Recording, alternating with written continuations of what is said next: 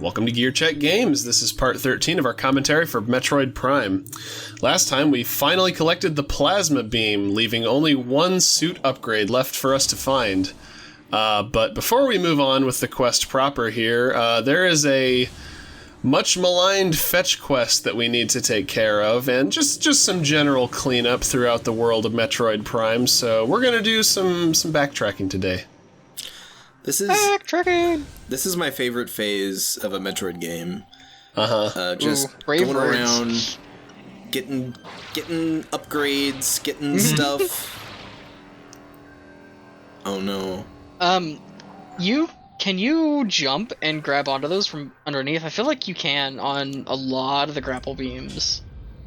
I'm sure you can, but I've always found it to be very finicky, so usually when I fire my grapple beam, I need to be, like, firmly planted and aiming at the target.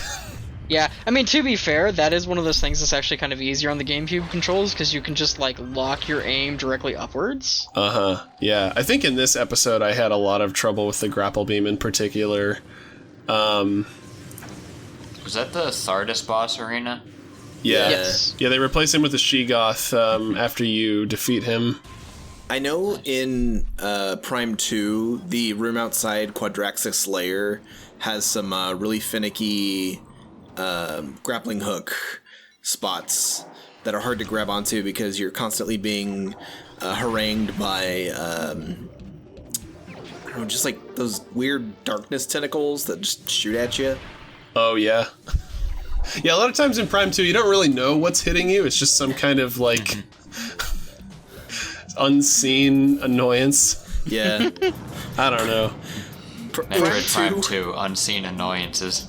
I love that one. Oh, did you intend to fall all the way down? Yeah, of course I did. Yes. You think I'd leave it in if it was a mistake? Answer, yes.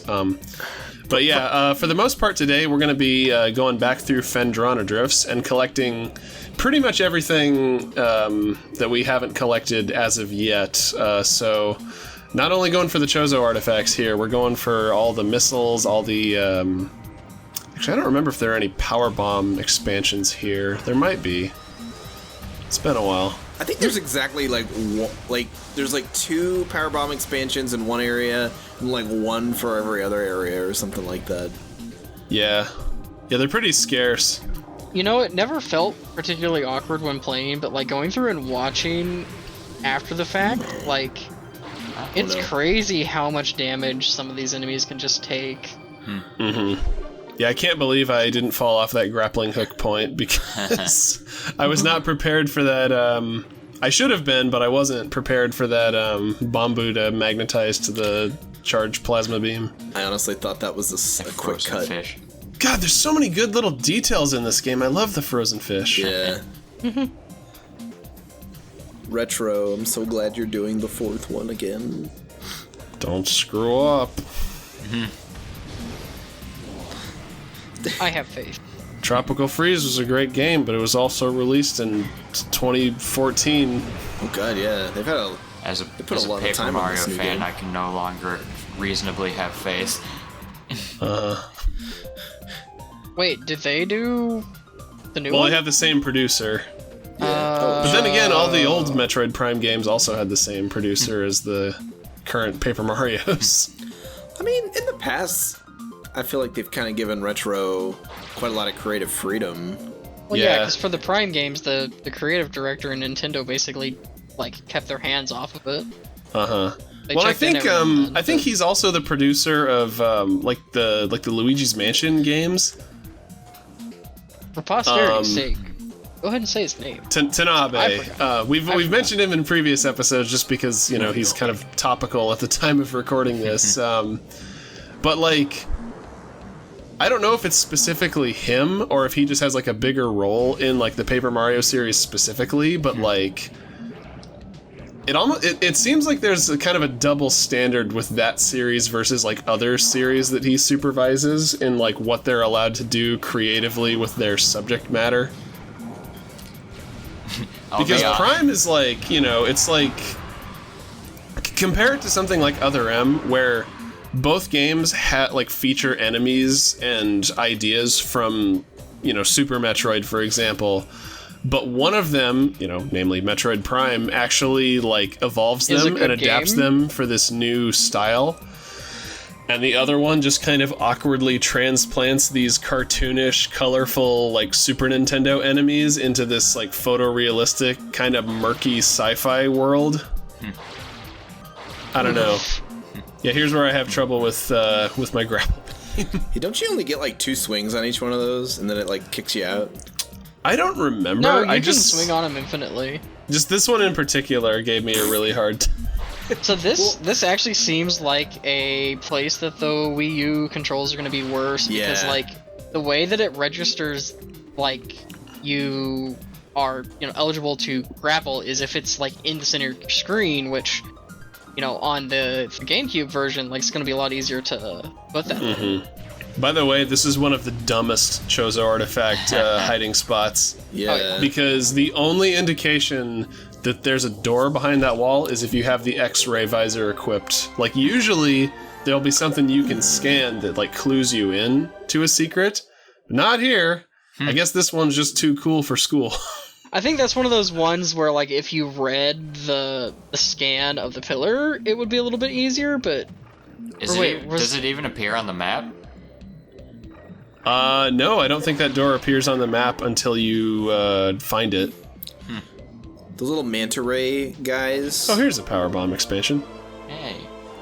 Are really like I don't like shooting at them because I feel that's like good because I don't think they can be killed. Well, no, they can't.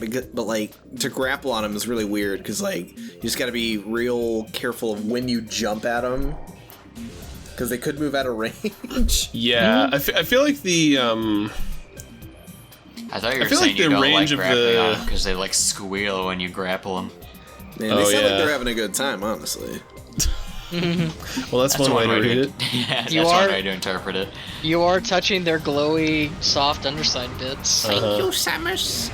Are they made of Phazon? For years. I don't know. You'd have to scan one and read. I haven't been able to itch myself since I was born with no arms. I don't think that's Phazon. I think that's just like manta ray bioluminescence. Yeah. Unrelated blue smooze. Yeah, because manta rays actually some of them have just like cool glowing blue spots like that. That was one reason that like one for an internship. That was one of the reasons that like the Metroid games, the 2D ones, along with like the fact that the gravity suit is welcome change of pace for underwater levels just where every other impales the manta ray. is like where every other underwater level in old games like made you slow and awful and not fun. Metroid just like, alright, we're just gonna give you an upgrade that allows you to just like move like it's not there. Yeah, just make water completely inconsequential. Or in the case of Prime 2, it make you move like it's not there and also give you a cool boost that you don't have on land. Dude, I love that thing. Yeah, that jetpack is pretty awesome. And then also, like, I've always found that the enemies in the underwater levels are always just really well designed because they just... they let the idea of the deep sea and all the weird things you can find down there just kind of go rampant on an alien world. Mm-hmm. Dude, to this day... Meridia in Super. Yeah, like, it's crazy, and I love it. Meridia, to this day, is one of the coolest looking zones in that game. Yeah. Mm-hmm. Plus, I always really enjoyed the way that you get to go into Meridia. Yeah. It's such an out-of-the-box solution. It's also probably one of the most memorable parts of the game for me, just because of the spectacle and how cool it was. Mm-hmm. We were talking about the gravity suit earlier, and it made me think back to what we were saying about Other M, where like it has this like very conflicted art style with like the cartoony enemies in like the more realistic world. But apparently the gravity suit was just like one step too far, because in that game, when you get the gravity suit, your actual armor doesn't change color. It just makes this little glow appear around you when the gravity suit is being used. I wonder if they were just like really dead set on having Samus have the like iconic various colors for the whole game. Oh, I love when games do that. Because brand recognition and whatnot. Wait, was this in Samus Returns? This is in Other M. Did I say Samus Returns? I think you said Other M. Okay. Two Metroid games I have not finished. Samus Returns is actually pretty good. I 100% completed Other M because I rented it at the library, and I was like, I gotta get my value out of this. But that's not value. There's no value there. Listen, this was back when the Wii was the most current gen console. I didn't have that many new games to choose from. I guess that explains how you were able to play a 3D game that only allows you to use a D-pad for that length of time.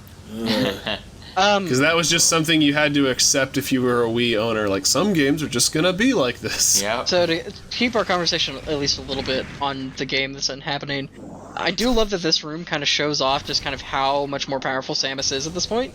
Because, like, the plasma beam, you can just come through and kill things that were, like, you had to kind of, like, stop and, you know, be a little methodical with it, and it's just like, haha, power beam goes burr. Just nuking Metroids left and right. Although, for some reason here, I still use the wave beam. You gotta get that stun on them. Yeah. It's like, hey, man, I just edited this footage a couple days ago, and I'm doing it again. Plasma beam will still do a pretty good number on those drones, too. Oh, yeah. Okay, there I go. God, when it sets them on fire, that's when I'm God, are we being humane right now? Oh, no. Well, at least they're dying quickly. Listen, that is true. Right, but they're see, not humans. They don't have rights. Here's the thing about being disintegrated like this, and especially like with the implications that like that shader has, where it's not like an instant disintegration. Like this is superheated plasma is not a pleasant experience. No. You just shoot a space power with the plasma beam, and it's just standing there slowly melting for like 5 straight minutes. Like oh god. Hey, they knew the risk. It was in the pirate contract.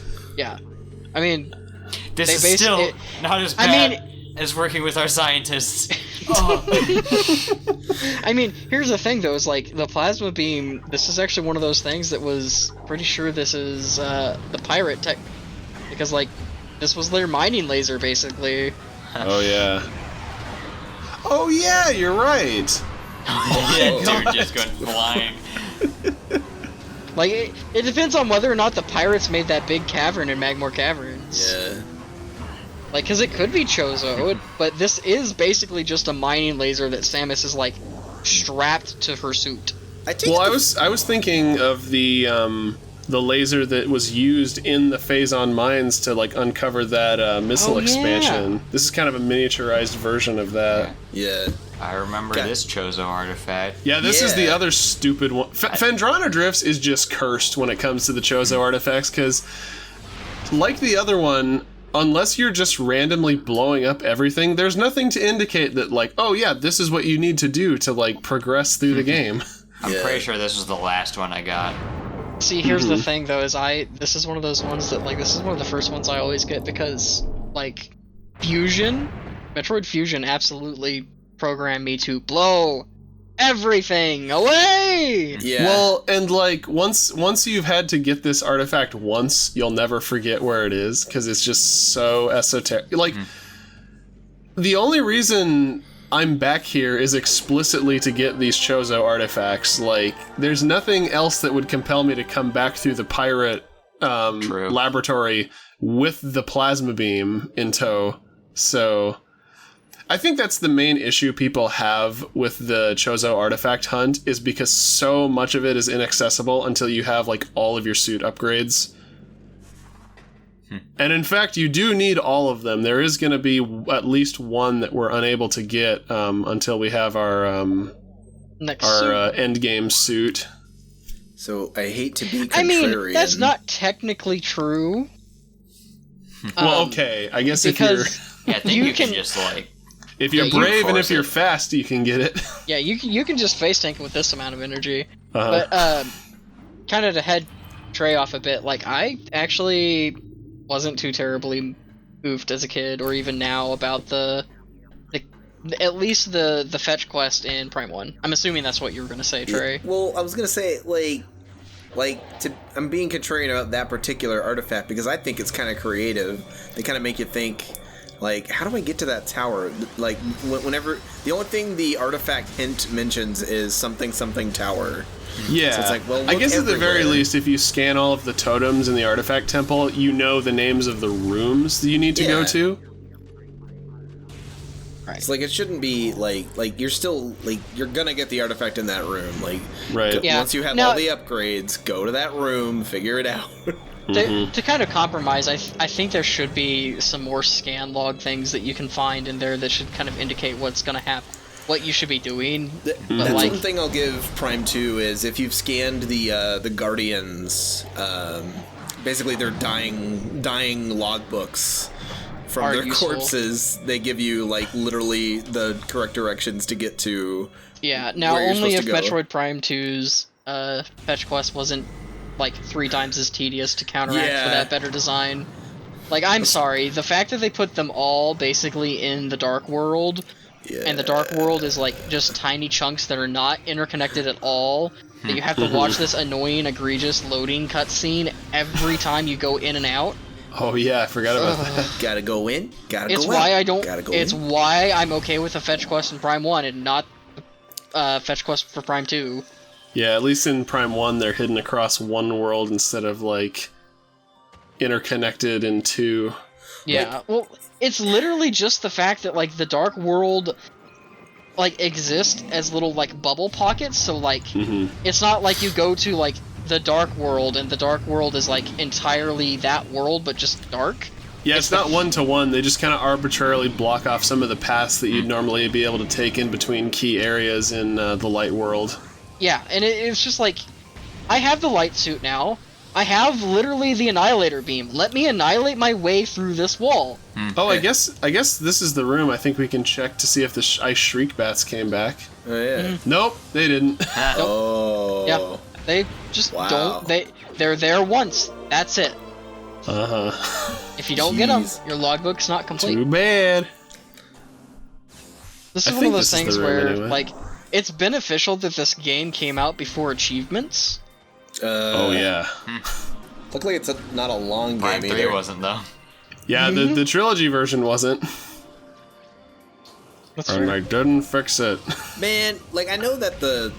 Oh god, f this. Nope. Why? Pick up. Oh.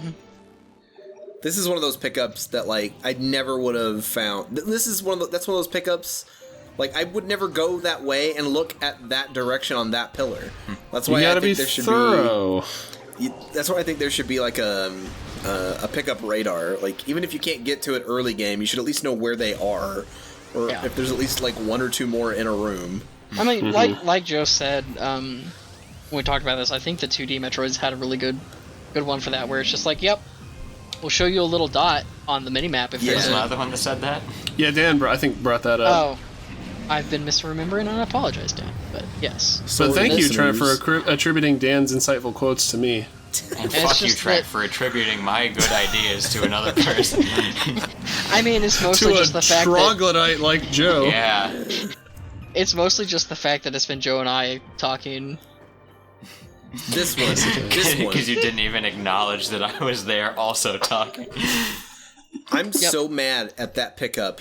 That's one of the on my 100% playthrough I just did not that long ago. That is literally the last one I picked up. So I'm like, Traded your 100% playthrough lower your user score for this game? no, it did not. But it did give me pause as to the viability of the designers and their sanity. I mean, you can say that, but like, that's a pretty reoccurring Metroid staple where it's just like, yeah, if you just didn't like think to look behind right here, then Yeah, Yeah, and it's stupid. you'll never mean, see it. I don't know. I actually kind of liked it, and the times that like they're really cheeky, like the number of times in Fusion where they're okay, not the number of times, but like the 2 or 3 times in Fusion where like the item looks like it's going to be really easy to get, and you start running up to it, and like they pull a fast one on you and like pit block you down to where you have to reset the entire puzzle. It's just like, Oh no. it's one of those things where it's just like, I am annoyed that you did this. Uh-huh. But- Yeah, I signed my own warrant. You just I reminded me. respect your decision. In the Arc Zone in Metroid Fusion, there are some speed puzzles you got to do with the speed booster that are just ridiculous. Oh yeah, I mean, I actually kind of like that because it's one of those things where it's just like, listen, we have some pretty tight mechanics, and if you want everything, you're gonna have to man up. You gotta be a Metroid master. Yeah. Like, I remember one of my favorite things was playing Zero Mission with you guys many years ago and doing a diagonal backwards Shine Spark, and you guys are like, huh, so you can do that. But did you do it in ball form? No, because you could actually, it was Fusion that I did it, not Zero Mission. Yeah, I don't think we played Zero Mission together in person back when we were all in college. It was Fusion, and it was to get up into one of the things in Sector 3. You actually couldn't Shine Spark with the Morph Ball in Fusion. That was only Zero Mission. Which, to me, that's one of my favorite, like, I know it's silly to say, but it's one of my favorite mechanics of that game. Oh, it just opens up, like, a world of possibilities. Oh, yeah, no, you can get super missiles, okay, they're not the early super missiles, because you get early super missile, if I can talk, I apologize, down in Ridley, but those are one of the super missiles that you can get out of sequence, because you can do the very tight but very rewarding and fun Morph Ball Shine Sparks in the main area. Casual listeners, if you want to see an out-of-this-world, like, WTF run, go watch any % runs of Zero Mission. The sequence breaking they do in that game is, it's incredible. And basically all of it is dev intended, or at least... There's like these little like side pathways that you can take in that game. They're just like hidden highways. Yeah. The only skip that they do, as far as I can recall, that was not dev intended, but the devs were at least aware of it, was Acid Worm skip, which is probably why it's one of the most annoying things to do. But, you don't like? Doesn't he just like unlock a door or something when you beat him? The Acid Worm? Yeah. No, the Acid Worm is what you use to turn on the little, like, conveyor grapple hook things. That's right. Alright, ready? Oh yeah, I gotta do the outro. See you next time, folks, for more artifact hunting. Thanks for watching. Bye.